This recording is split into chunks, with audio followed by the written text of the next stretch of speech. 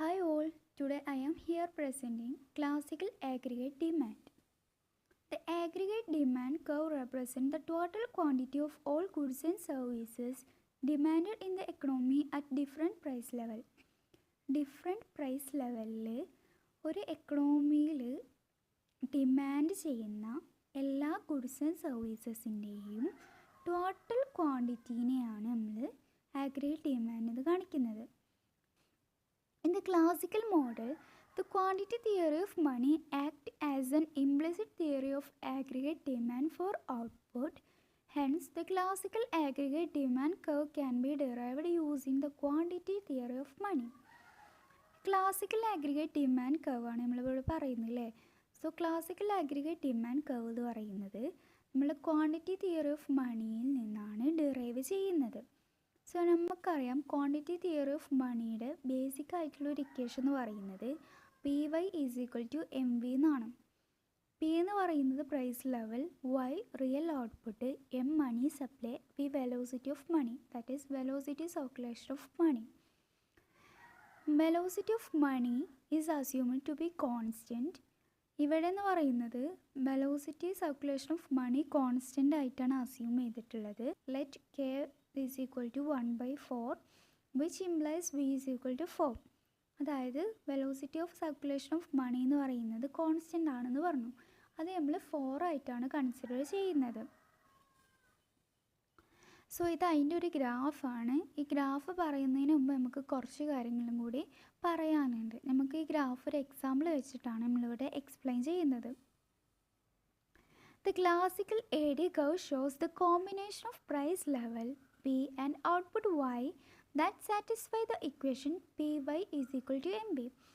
Classical aggregate demand curve എന്ന് പറയുന്നത് price ലെവലിൻ്റെയും ഔട്ട്പുട്ടിൻ്റെയും കോമ്പിനേഷൻസ് ആണ് ഇവിടെ കാണിക്കുന്നത്. For a given money supply and a fixed velocity, all points on the AD curve represent the same nominal income. നമ്മൾക്ക് money supply given ആണ്, അതേപോലെ തന്നെ വെലോസിറ്റി എന്ന് പറയുന്നത് ഓൾറെഡി നമ്മൾ പറഞ്ഞു ഫിക്സഡ് ആണ്, കോൺസ്റ്റൻ്റ് ആണെന്ന് പറഞ്ഞിട്ടുണ്ട്. സോ ഈ രണ്ട് കണ്ടീഷനിൽ നമ്മളുടെ AD കർവ് റെപ്രസെൻറ്റ് ചെയ്യുന്ന എന്താ, സെയിം ലെവൽ നോമിനൽ ഇൻകത്തെയാണ് നമുക്ക് കാണിക്കുന്നത്. നോമിനൽ ഇൻകം എന്ന് പറഞ്ഞാൽ നമ്മളുടെ പ്രൈസ് ലെവലും ഔട്ട്പുട്ടും.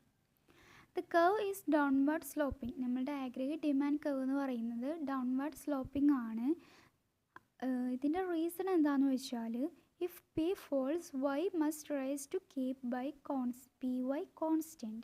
പ്രൈസ് ലെവൽ കുറയാണെന്നുണ്ടെങ്കിൽ നമ്മളുടെ ഔട്ട്പുട്ട് കൂടും, പ്രൈസ് ലെവൽ കൂടുകയാണെന്നുണ്ടെങ്കിൽ ഔട്ട്പുട്ട് കുറയും. സോ അവിടെ നമുക്ക് മനസ്സിലാക്കാൻ പറ്റും പ്രൈസ് ലെവലും ഔട്ട്പുട്ടും ഒരു ഇൻവേഴ്സ് റിലേഷൻ ആണ് എന്നുള്ളത്. നമുക്ക് നേരത്തെ പറഞ്ഞൊരു ഗ്രാഫ് ഉണ്ട്. സോ അത് നമുക്കൊരു എക്സാമ്പിളിലൂടെ എക്സ്പ്ലെയിൻ ചെയ്യാൻ നോക്കാം. Example with money supply M is equal to 300. Given M is equal to 300, V is equal to 4. നമ്മൾ മണി സപ്ലൈ 300ഉം വെലോസിറ്റി കോൺസ്റ്റൻ്റ് ആണ്, അത് 4 ആണ് നമ്മളിവിടെ കൺസിഡർ ചെയ്യുന്നത്. ദെൻ നമുക്ക് പി വൈ കാൽക്കുലേറ്റ് ചെയ്യാം അല്ലേ. P Y is equal to M V എന്നല്ലേ. സോ എം 300 ഇൻറ്റു 4, എമ്മും വിയും മൾട്ടിപ്ലൈ ചെയ്യുമ്പോൾ നമുക്ക് എത്ര കിട്ടുന്നത്, 1200. Point on the aggregate demand curve include P is equal to 12, Y is equal to 100, P is equal to 6, Y is equal to 200. അതായത് നമുക്കിവിടെ M B കിട്ടി അല്ലെങ്കിൽ പി വൈ കിട്ടിയിട്ടുണ്ട്, 1200 ആയിട്ടാണ് നമുക്ക് കിട്ടിയത്. സോ നമ്മൾ പറഞ്ഞു സെയിം ലെവലായിട്ടുള്ള പി വൈ ആണ് ഒരു ആഗ്രിഗേറ്റ് ഡിമാൻഡ് കർവ് കാണിക്കുന്നത്. അപ്പോൾ ഈ same level P Y maintain ചെയ്യണമെന്നുണ്ടെങ്കിൽ, അതായത് ആഗ്രിഗേറ്റ് ഡിമാൻഡ് അവിടെ പി വൈ എന്ന് പറയുന്നത് 1200 ആണ്. ഈ 1200 കിട്ടണം എന്നുണ്ടെങ്കിൽ നമ്മൾ പ്രൈസ് ലെവലും ഔട്ട്പുട്ടും അതിനനുസരിച്ച് മാച്ച് ആക്കണം. സോ പ്രൈസ് ലെവൽ 12 ആകുമ്പോൾ നമ്മുടെ ഔട്ട്പുട്ട് 100 ആയിരിക്കും. കാരണം പി ഇൻറ്റു വൈ, അതായത് 12 ഇൻറ്റു 100 എന്ന് നമ്മൾ മൾട്ടിപ്ലൈ ചെയ്യുമ്പോൾ നമുക്ക് 1200 കിട്ടുന്നത്. നേരെ മറിച്ച് പ്രൈസ് ലെവൽ 6 ആകുമ്പോൾ നമ്മളുടെ ഔട്ട്പുട്ട് എന്ന് പറയുന്നത് 200 ആയിരിക്കണം. അതായത് 6 ഇൻറ്റു 200 എന്ന് പറയുന്നത് 1200. സോ ആ ഒരു ആഗ്രിഗേറ്റ് ഡിമാൻഡിൽ ഏതൊരു പോയിൻറ്റും നമ്മളുടെ PY 1200 ആയിട്ടാണ് കാണിക്കേണ്ടതെന്നാണ് പറഞ്ഞത്. ഇവിടെ നമുക്ക് നോക്കിയാൽ മനസ്സിലാവും പിയും ഔട്ട്പുട്ടും ഇൻവേഴ്സ് റിലേഷൻ ആണ് അല്ലേ. P12 ആയപ്പോൾ ഔട്ട്പുട്ട് 100 ആണ്, P കുറഞ്ഞപ്പോൾ ഔട്ട്പുട്ട് കൂടുകയാണ് ചെയ്തത്. സോ നമ്മൾ നേരത്തെ പറഞ്ഞ കാര്യങ്ങൾ ഇവിടെ സാറ്റിസ്ഫൈ ചെയ്യുന്നുണ്ട്. In each case PY 1200, so all points lie on the same AD curve labeled YD M is equal to 300. So നമ്മളുടെ ആഗ്രിഗേറ്റ് ഡിമാൻഡ് കർവ്, അതായത് മണി സപ്ലൈ 300 ആവുമ്പോൾ നമ്മളുടെ PY എന്ന് പറയുന്നത് എല്ലാ പോയിൻറ്റ്സിലും ആഗ്രിഗേറ്റ് ഡിമാൻഡ് കർവിൽ ഏതൊരു പോയിൻറ്റിലും 1200 ആയിരിക്കും എന്നാണ് പറയുന്നത്. ഈ ഒരു കർവ് നമുക്ക് എക്സ് ആക്സിസിൽ ഔട്ട്പുട്ടും വൈ ആക്സിസിൽ പ്രൈസ് ലെവലും ആയിട്ടാണ് തന്നിട്ടുള്ളത്. ഇവിടെ YD M is equal to 300 എന്നുള്ളതാണ് മണി സപ്ലൈ 300 ആവുമ്പോൾ നമ്മളിപ്പോൾ പറഞ്ഞ എക്സാമ്പിൾ വെച്ചിട്ടുള്ള ആഗ്രിഗേറ്റ് ഡിമാൻഡ് കർവ് എന്ന് പറയുന്നത്. ഇത് ഡൗൺവേർഡ് സ്ലോപ്പിംഗ് ആണ്. ഇനി നമുക്ക് മണി സപ്ലൈ ചേഞ്ച് ആകുമ്പോൾ എന്താണ് നമ്മളുടെ ആഗ്രിഗേറ്റ് ഡിമാൻഡ് കർവിന് സംഭവിക്കുന്നത് നോക്കാം.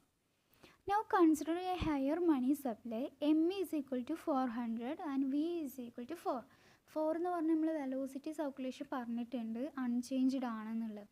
സോ നോമിനൽ മണി ഇൻകം എന്ന് പറയുന്നത് PY is equal to MB is equal to 400 into 4 1600 ആണ്. ന്യൂ ആഗ്രിഗേറ്റ് ഡിമാൻഡ് കർവ് എന്ന് പറയുന്നതാണ് ഈ ഒരു ഷിഫ്റ്റ് നമ്മൾ കാണിക്കുന്നത്. M is equal to 400 ആകുമ്പോഴുള്ളതാണ് ന്യൂ ആഗ്രിഗേറ്റ് ഡിമാൻഡ് കർവ് എന്ന് പറയുന്നത്. ആഗ്രിഗേറ്റ് ഡിമാൻഡ് കർവിൽ അതായത് M 400 ആകുമ്പോൾ ഈ ആഗ്രിഗേറ്റ് ഡിമാൻഡ് കർവിൽ ഓരോ പോയിൻറ്റ്സും നമ്മളുടെ PY എന്ന് പറയുന്നത് 1600 ആയിരിക്കും. കാരണം money supply into velocity multiply ചെയ്യുമ്പോൾ നമുക്ക് 1600 കിട്ടുന്നത് അല്ലേ. ആൻഡ് ഈ ഒരു പുതിയൊരു കർവ് നമുക്ക് നോക്കുകയാണെന്നുണ്ടെങ്കിൽ തന്നെ നമുക്ക് മനസ്സിലാവും ഈ ഒരു പഴയ കർവിൽ നിന്ന് മണി സപ്ലൈ ഇൻക്രീസ് ആകുമ്പോൾ ഇത് റൈറ്റിലോട്ട് ഷിഫ്റ്റ് ചെയ്തിട്ടുണ്ട് അല്ലേ. അപ്വാർഡ് റൈറ്റിലോട്ടാണ് ഷിഫ്റ്റ് ചെയ്തിട്ടുള്ളത്, മുകളിലോട്ടുമാണ് ഷിഫ്റ്റ് ചെയ്തിട്ടുള്ളത്. സോ നമ്മുടെ മണി സപ്ലൈ ഇൻക്രീസ് ചെയ്യുമ്പോൾ നമ്മളുടെ ആഗ്രിഗേറ്റ് ഡിമാൻഡ് കർവ് അപ്വാർഡിലോട്ടും റൈറ്റിലോട്ടുമാണ് ഷിഫ്റ്റ് ചെയ്യുന്നത്. Effect of increasing money supply on aggregate demand. An increase in money supply causes the aggregate demand curve to shift right. നമ്മളുടെ money supply കൂടുകയാണെന്നുണ്ടെങ്കിൽ aggregate demand curve റൈറ്റിലോട്ട് shift ചെയ്യും. ഇത് shift ചെയ്യാനുള്ള കാരണം എന്താണെന്ന് വെച്ചാൽ higher money supply increase nominal income. നമ്മുടെ മണി സപ്ലൈ കൂടുന്നതിനനുസരിച്ച് നോമിനൽ ഇൻകം അതായത് PY ഇൻക്രീസ് ആവും. For a given velocity changes in money supply M are the only factor shift in the AD curve. നമ്മളുടെ velocity നമുക്ക് constant ആയിട്ടാണ് തന്നിട്ടുള്ളത്. And നമുക്ക് മനസ്സിലാക്കാൻ പറ്റും ഇവിടെ മണി സപ്ലൈയിൽ മാത്രം വരുന്ന ചേഞ്ചസ് ആണ് നമ്മൾ ആഗ്രിഗേറ്റ് ഡിമാൻഡ് കർവ് ഷിഫ്റ്റ് ചെയ്യാനുള്ള പ്രധാനപ്പെട്ട കാരണം നമുക്ക് മനസ്സിലാക്കാൻ പറ്റും.